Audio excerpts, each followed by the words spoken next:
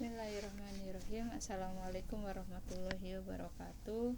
Semoga anak-anak ibu dalam keadaan sehat walafiat, tidak kekurangan satu apapun, tetap ikut pembelajaran dengan baik, mengerjakan tugas dengan baik. Untuk pertemuan kali ini, setelah 2 bulan kamu bersama teman-teman PKM, sekarang kamu udah kembali bersama Bu Yuli yang akan mendampingi kamu sampai nanti pembelajaran terakhir di bulan November. Kemungkinan nanti di akhir November kita sudah mengikuti penilaian akhir semester ganjil. Untuk materi kali ini, setelah kemarin kita mempelajari identitas individu, pertemuan kali ini kita akan mempelajari identitas kelompok. Tujuan pembelajaran kamu mempelajari identitas kelompok yang pertama adalah mendeskripsikan dasar-dasar pembentukan kelompok sosial. Jadi bagaimana, mengapa seorang individu harus mempunyai kelompok. Yang kedua adalah mengidentifikasi berbagai bentuk dan jenis kelompok kepentingan di masyarakat. Nanti ada beberapa jenis kelompok masyarakat, terus kita mengidentifikasi kita termasuk kelompok yang mana. Yang ketiga adalah kita memahami pola hubungan antar kelompok di masyarakat. Di slide yang pertama, dasar pembentukan kelompok sosial. Kamu sebagai individu itu satu orang. Terus kemudian kamu tambah ayah, ibu, adik atau kakak, itu ada kelompok, namanya kelompok keluarga, tapi belum termasuk kelompok sosial, itu namanya kelompok keluarga. Terus kemudian keluarga 1, keluarga 2, keluarga 3, keluarga 4, dan menempati satu wilayah yang sama, itu adalah masyarakat. Misalnya masyarakat RT 7 RW 10. Contoh lagi, misalnya kamu satu orang dengan teman kamu 2, 3, 4 sampai 40 orang, itu adalah kelompok 10 IPS 1 atau kelompok 10 IPS 2 atau kelompok 10 IPS 3. Terus gabungan dari IPS 1, IPS 2, IPS 3 sampai nanti kelas 3 itu adalah masyarakat SMA Negeri 94 Jakarta. Kelompok sosial adalah kumpulan individu yang memiliki hubungan dan saling berinteraksi sehingga mengakibatkan tumbuhnya rasa kebersamaan dan rasa memiliki. Ini sudah kelompok sosial nih. Jadi namanya kelompok sosial, ada beberapa individu yang dia memiliki hubungan dan kemudian saling berinteraksi. Maksudnya saling berinteraksi, kita saling ngobrol, saling bercerita. Terus kemudian dari saling ngobrol, saling bercerita, di situ ada rasa kebersamaan dan rasa memiliki. Contoh misalnya anggota pramuka. Pramukanya adalah kelompok sosial, anggotanya adalah kamu. Itu dasar pembentukan kelompok yang pertama. Yang kedua, prosesnya, kenapa individu atau manusia itu harus atau wajib berkelompok?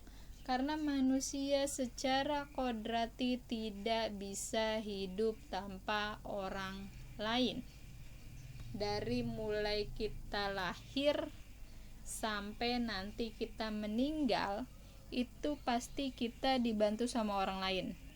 Nggak mungkin ibu kamu melahirkan sendiri, pasti dibantu sama bidan, dibantu sama ayah, dibantu sama keluarga. Nanti misalnya kamu meninggal, bisa nggak tiba-tiba ujuk-ujuk kamu masuk ke liang lahat sendiri? Enggak. Mayat kamu pasti digotong dengan anggota keluarga, dengan teman-teman, diiringin, dibantu. Jadi manusia atau individu itu wajib berkelompok.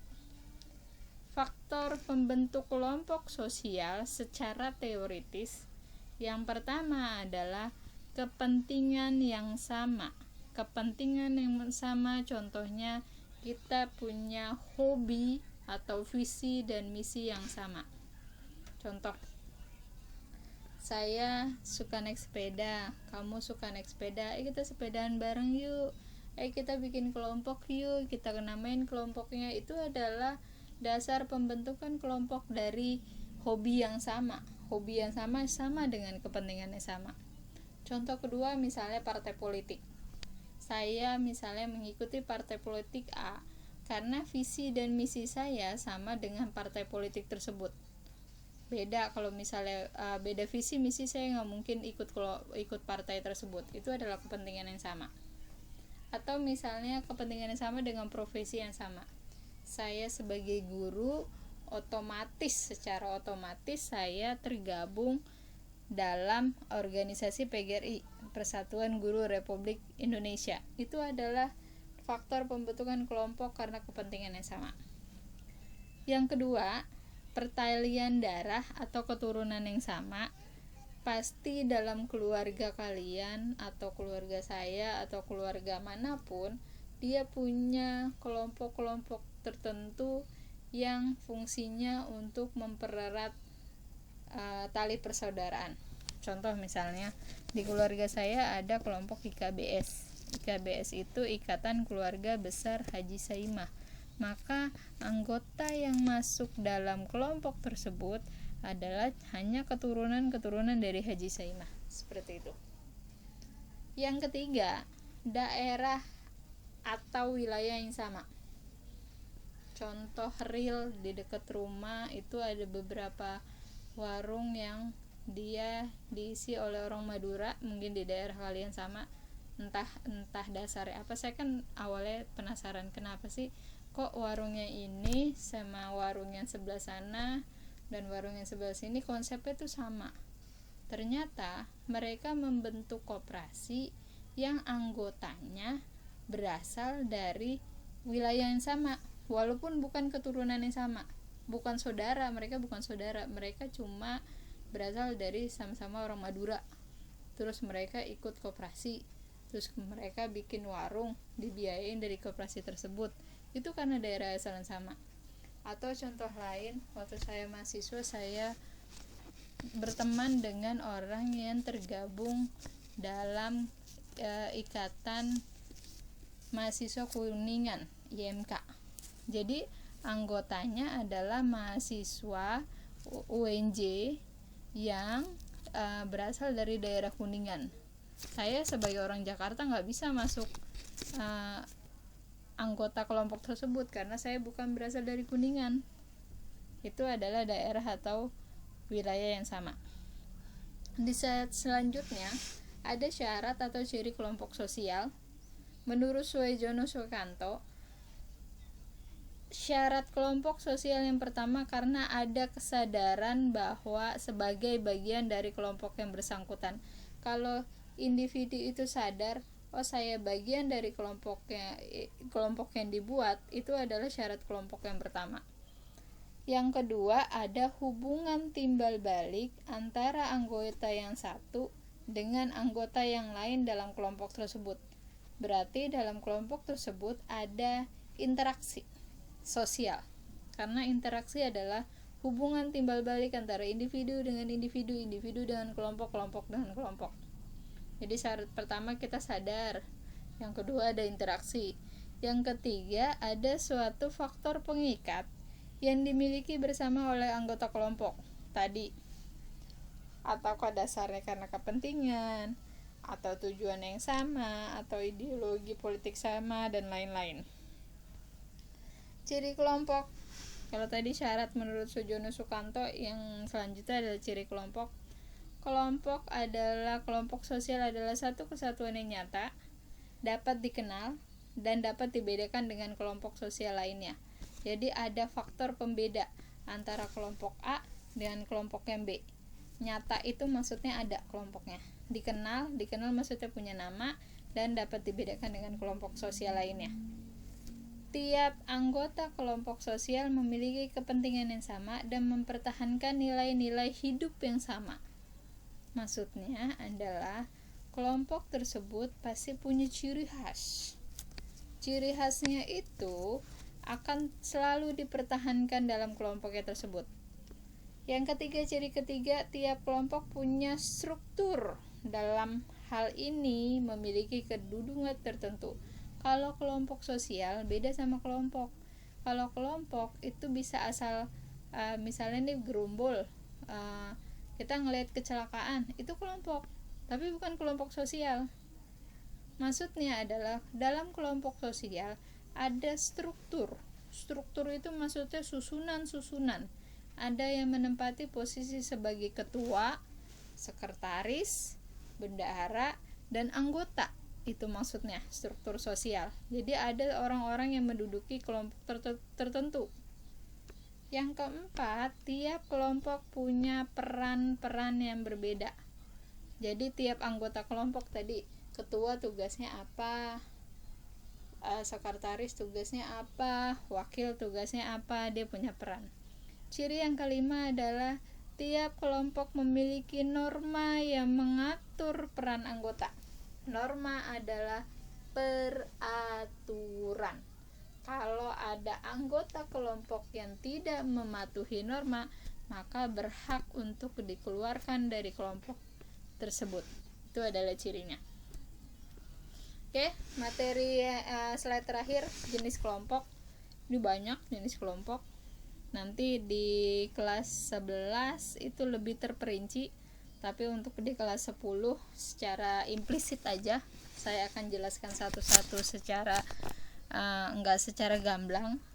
Tapi yang penting kamu tahu yang membedakan antara kelompok satu dengan kelompok yang lain. Jenis kelompok yang pertama adalah kelompok primer dan kelompok sekunder. Kelompok primer adalah kelompok yang utama dan wajib ada. Contohnya keluarga. Sekunder, kelompok di luar keluarga.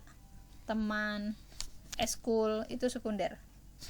Kalau kelompok formal adalah kelompok sosial yang punya peraturan tertulis. Contohnya sekolah. Informal adalah kelompok yang aturannya bisa tertulis, bisa tidak tertulis. Jadi non formal lah, nggak formal. Kalau kelompok referensi dan membership, kalau membership adalah anggota dari kelompok, referensi adalah di luar anggota kelompok. Ini dia hampir sama dengan in group dan out group. Contoh misalnya saya in grupnya PGRI. Terus kamu adalah out grupnya PGRI. Saya kenapa in grup PGRI? Karena profesi saya sebagai guru. Otomatis saya masuk ke dalam kelompok PGRI. Kalau kamu adalah out group guru. Jadi karena kamu bukan profesi guru, kamu out group, di luar anggota grup. Kelompok okupasional dan kelompok volunteer itu yang membedakan. Kalau okupasional itu kelompok yang berdasarkan kepentingan. Kalau volunteer kelompok yang dia berdasarkan dari hati, contohnya relawan. Jenis kelompok yang terakhir adalah Gemeinschaft. Gemeinschaft ini sama dengan paguyuban. Gesellschaft sama dengan patembayan. Kalau Gemeinschaft ini kelompok yang dia kuat, saling sering bertemu, terus punya ikatan batin. Kalau Gesellschaft kelompok yang berdasarkan kepentingan. Oke. Perilaku kelompok, dia ada kerumunan, ada publik. Kerumunan itu tadi yang Ibu kasih contoh di awal, kalau kita melihat kebakaran itu ada kerumunan. Kalau publik ada fokus atau media yang memfasilitasi, misalnya kita lagi nonton Mata Najwa, itu publik. Kelompok berdasarkan tujuannya, ada kelompok percakapan, rekreasi. Ini dari bahasa-bahasanya sudah bisa kamu analisis apa itu jenis kelompoknya. Ada kelompok pendidikan, kelompok sosialisasi, kelompok mandiri, kelompok pemecah, kelompok penyembuh, kelompok keagamaan. Oke, dari sini kalau ada pertanyaan kamu bisa langsung tulis di kolom komentar kelas, nanti saya jawab. Dan untuk pertemuan kali ini ada tugasnya cuma sedikit, cuma 3 soal. Soal ini harus kamu jawab nanti di form yang berbeda. Tugasnya adalah yang pertama, mengapa setiap individu memiliki hasrat sosial, alasannya apa? Terus buatlah contoh faktor pembentuk kelompok menurut kepentingan yang sama, keturunan yang sama, daerah asal yang sama. Kamu bisa menceritakan contoh-contoh yang ada di sekitar kamu. Terus yang ketiga, apakah kamu memiliki kelompok sosial? Jelaskan. Oke, 10 IPS 1, 2, dan 3 selesai pembelajaran hari ini. Jangan lupa makan yang banyak, minum air putih minimal 2 liter. Terus kemudian minum vitamin, tetap sehat, tetap di rumah, jangan banyak ngayap. Terus kerjakan tugasnya. Stay safe, stay healthy, stay at home. Sampai ketemu di pertemuan berikutnya. Assalamualaikum warahmatullahi wabarakatuh. Salam sosiologi.